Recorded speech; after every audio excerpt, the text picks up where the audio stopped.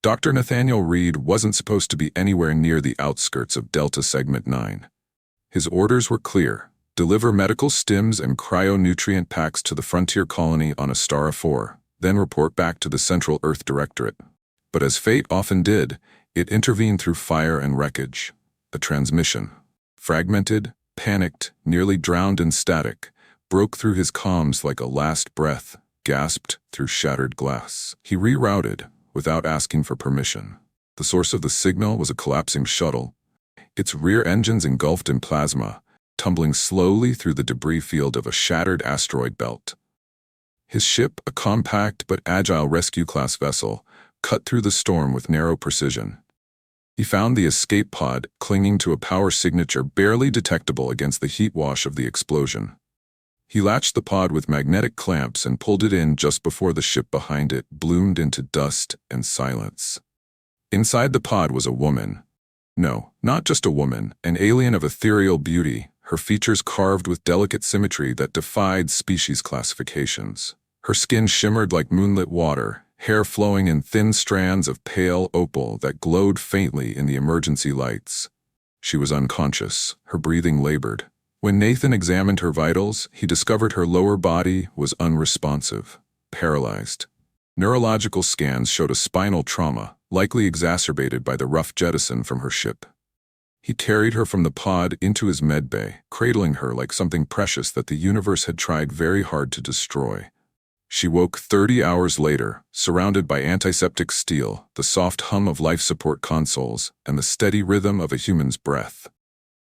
Her eyes, deep silver, slitted like a cat's, met his as if pulling recognition from a stranger's soul. "I am alive," she murmured. "For now," Nathan said, adjusting the translator band on her temple. "You're lucky I was close. Your ship didn't make it." "My legs, they do not obey," she said, trying to sit up before grimacing in pain. "They will need time," he replied. "If time is something you have." She paused, visibly processing his words. Then, with the composure of someone raised to never cry in front of servants, she said, "You should not have saved me." "Why?" "Because my father won't want me back." Nathan watched her silently as she tried and failed to move her legs again. Her muscles twitched, then stilled, refusing the orders she gave them. He offered her water. She refused. He left the room. She did not ask him to stay. On the third day, she finally spoke more than a few clipped phrases. "My name is Lysavine," she said. "Princess of Aralis." Aralis, Nathan echoed. He'd heard of it only through transmission myths, one of the inner rim systems governed by a bloodline so ancient they claimed to remember the first stars burning. "My father is King Alimzar," she added flatly, as if reciting a label she never chose. "He know you're alive?" "No." "Do you want him to?" Lysavine turned her head to look at him. "You still think my wants matter?" Nathan leaned forward, resting his arms on the edge of her cot. "If you're talking to me, they do." Something shifted in her eyes then. Not trust, not warmth, but curiosity. That subtle alertness of someone who had spent a lifetime being disregarded. "He'll come for me," she said. "Not out of love, but because even broken I am an inconvenience, a liability for a reputation he cannot afford to let vanish." "And when he does?" Nathan asked. She hesitated. "He'll likely offer you something." "I'm not interested in payment." "No, but he won't offer you wealth." Nathan frowned. "Then what?" Lysavine's voice dipped to a whisper, as though the ship itself might overhear. "Me." The silence that followed was not empty. It was heavy, like the moment before a blade fell. "He will give me away, Dr. Reed," she said, "because to him that is the easiest way to be rid of a daughter who no longer walks. He will dress it up as gratitude, but it will be abandonment, plain and total." Nathan's fingers curled slightly at the edge of the cot.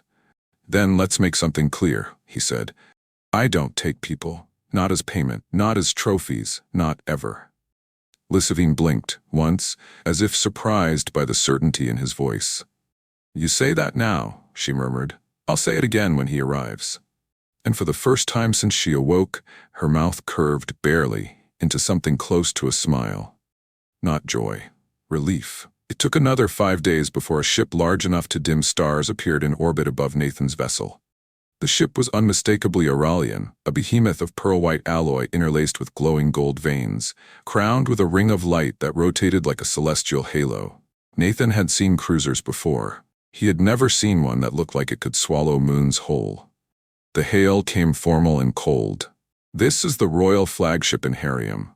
You will prepare for immediate boarding." Nathan made no reply. Instead, he turned to Lysavine, who was seated in her mobile support chair, wrapped in a gray blanket. Her skin was still bruised from internal inflammation, her legs unmoving. She watched the display screen with an unreadable face. "Is that him?" Nathan asked. She didn't nod, she didn't blink. "It's him." The docking clamps hissed. His ship shuddered as the Auralian boarding module connected like a mouth closing over prey. The atmosphere inside shifted, suddenly sterile, too clean, as if the royal air itself was imported. Then they came in, 4 guards in golden armor, heads hidden behind mirrored masks. Behind them walked a man so tall he seemed to bend the light around him. King Alimzar. He was beautiful in the way a glacier is beautiful, sculpted, remote, untouched by the warmth of smaller things. His eyes were the same molten silver as Lysavine's, though hers carried pain, his only pride. He did not address Nathan first. He approached his daughter, stopping just short of her chair. "You live," he said. Lysavine's jaw clenched. "Despite your expectations, because a human intervened." She said nothing. Alimzar turned to Nathan at last. "Dr. Reed, I am told you salvaged what was left of my daughter. I thank you for your service." Nathan kept his arms crossed. "She's not salvage. She's a person." "Semantics," the king replied coolly. "Nonetheless, she has survived, and for that, a debt is owed." Nathan stepped in front of Lysavine's chair, blocking the king's view. "Then repay it in her name." Alimzar tilted his head as if Nathan were something quaint. "We both know she cannot rule now, not in her state. I have no sons. My council insists she remain visible, but I cannot parade weakness. Therefore," he gestured once, a flick of his fingers, "I bestow her upon you." Lysavine closed her eyes. Nathan didn't move. "Bestow?" he echoed. "She is yours," Alimzar said. "Unbound, unentitled, yours to protect or discard." "No," Nathan said. "She's not a medallion. She's not a favor. She's not a thing." The king's expression did not change. "You reject her?" Nathan turned his head slightly. "No, I reject you." And then the silence that followed was a weapon in itself. King Alimzar left. Not in rage, not in defeat, but in clinical dismissal. He did not shout, he did not bargain. He gave a single nod to his guards and walked back into his gleaming corridor as though nothing had happened. Lysavine was not taken. She was not dragged away or reclaimed. She had, by all accounts, been erased. The Inharium detached from Nathan's ship without further message. The silence in the wake of its departure was suffocating. Nathan stood at the viewport, watching the massive cruiser drift like a god abandoning its child. Behind him, Lysavine sat motionless. "They never intended to bring me back," she said quietly. "They came only to be rid of me." "You already knew that." "I did," she replied, "but hearing it is another kind of wound." Nathan turned to her. "You're not his to give, or mine to accept." She looked up. "Then what am I?" "You're yours." That was all he said. That night, they ate dinner in silence. Nathan cooked, badly, burnt protein crisps and rehydrated starch that crumbled in all the wrong ways. Lysavine made a face, which he took as a small victory. She teased him once, under her breath, and he threatened to let her cook instead. She smirked but said nothing. Later, he helped her to the stasis couch so her muscles could decompress. She refused to let him carry her. He steadied her with a hand under her elbow as she transferred herself with awkward grace, jaw clenched the whole time. He said nothing, and so did she. But when she was finally resting, and the soft blue light of the med bay dimmed around them, she said, "You know, he thought giving me to you would punish us both." Nathan looked over from his console. He failed. Lysavine closed her eyes. "Yes," she whispered, "but it still hurts." Nathan didn't speak. Instead, he sat beside her and placed a warm cloth over her hands, one of the small comforts she'd grown to enjoy during recovery. He didn't tell her to stop grieving. He only made sure she didn't have to do it alone. The days that followed passed not in leaps, but in inches. Lysavine remained aboard Nathan's ship, the Hollow Sun, which by now had become less a transport and more a floating cocoon suspended between galaxies. The engine purred softly through the void as it drifted in no man's space, untethered to any signal, unaffiliated with any government. Just two beings carving out something unspoken in the quiet between stars. Nathan's care remained constant, unyielding, but without pity.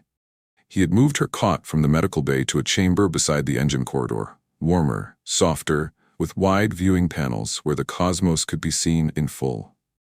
There, wrapped in the glow of a distant nebula, Lysavine began to rediscover her own rhythm. She had once been a royal.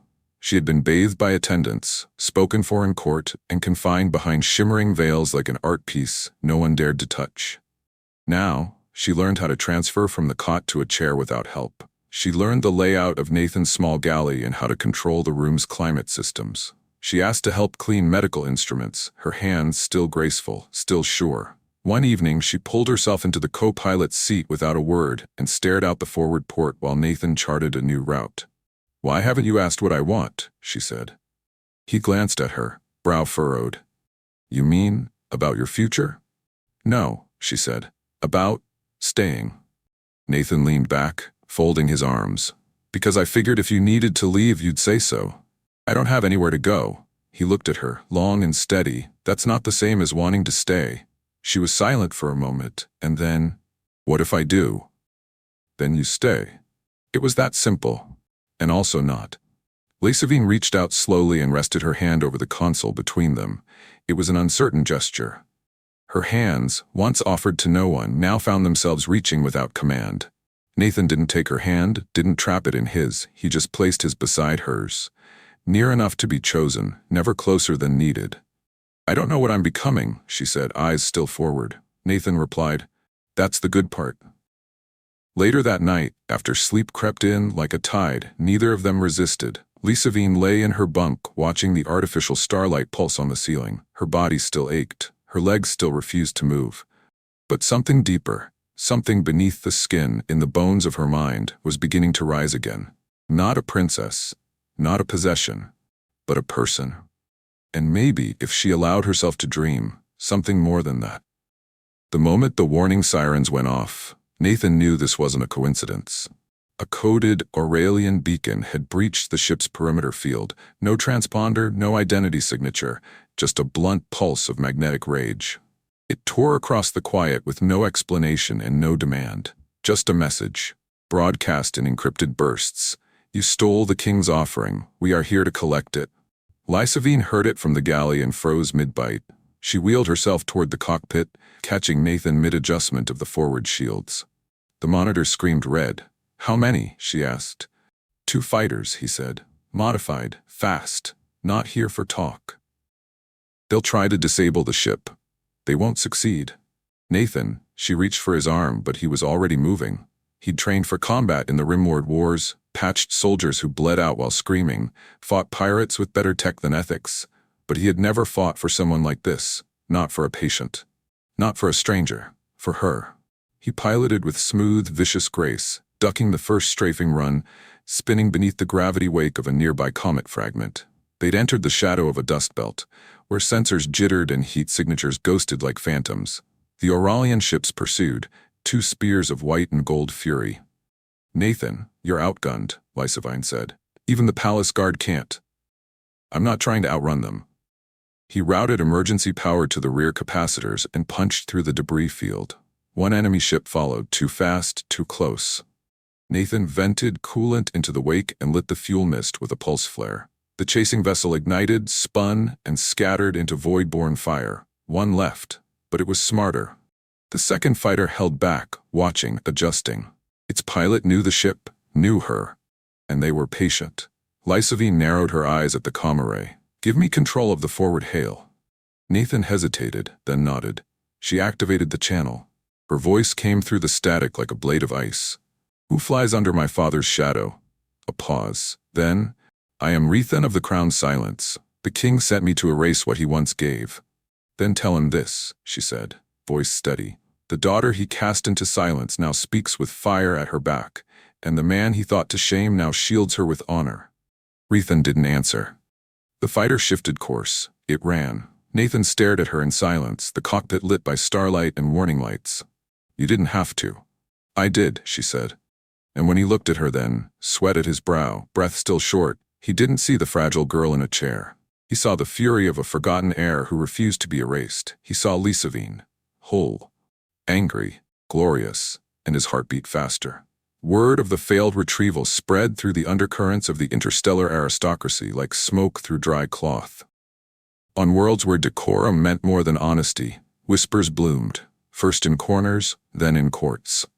The king had sent his blade, and his blade had returned empty. The daughter, it was said, had survived. Worse, she had defied.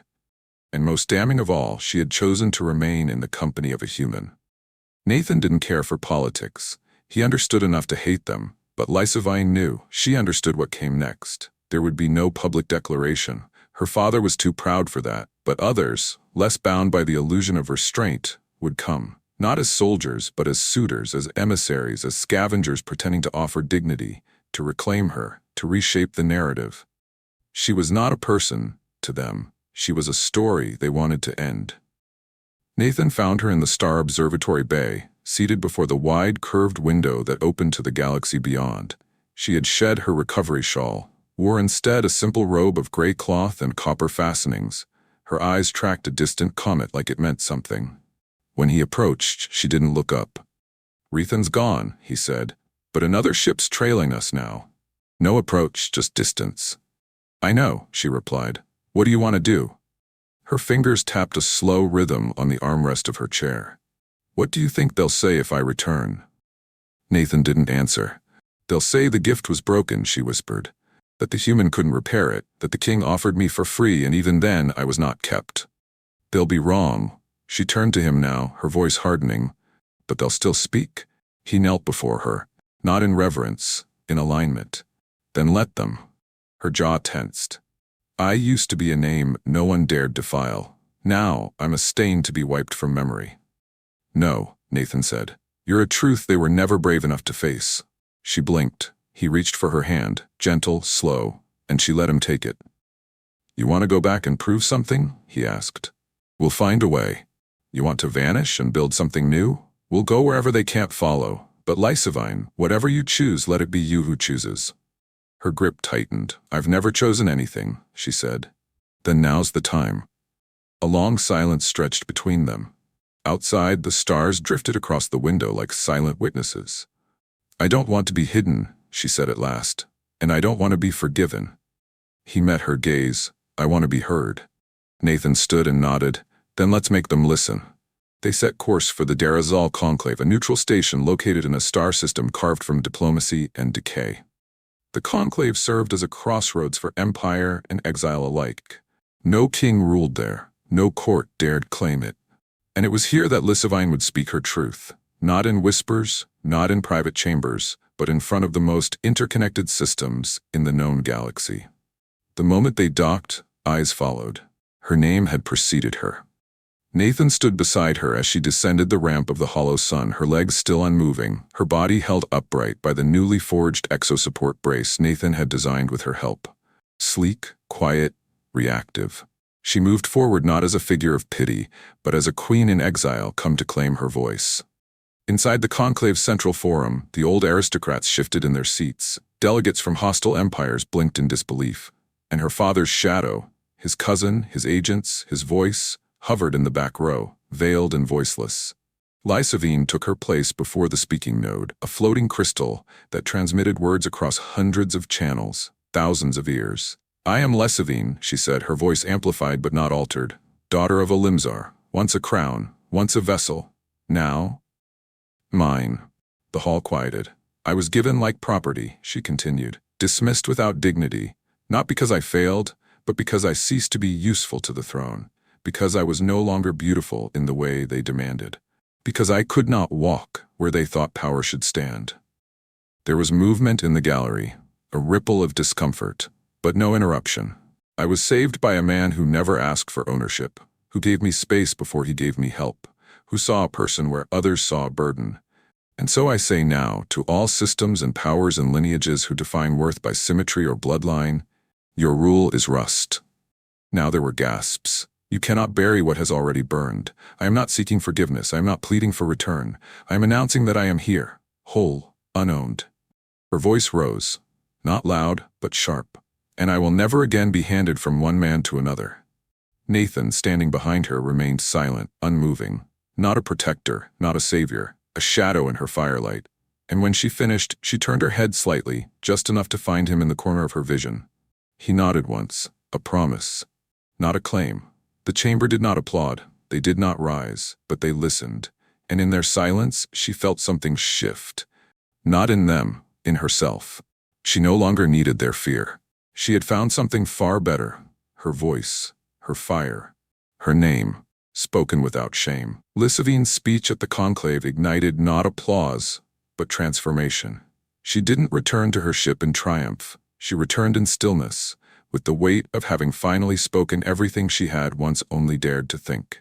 Nathan walked beside her down the long corridors of the station, through walls that still whispered, into the quiet refuge of the hollow sun.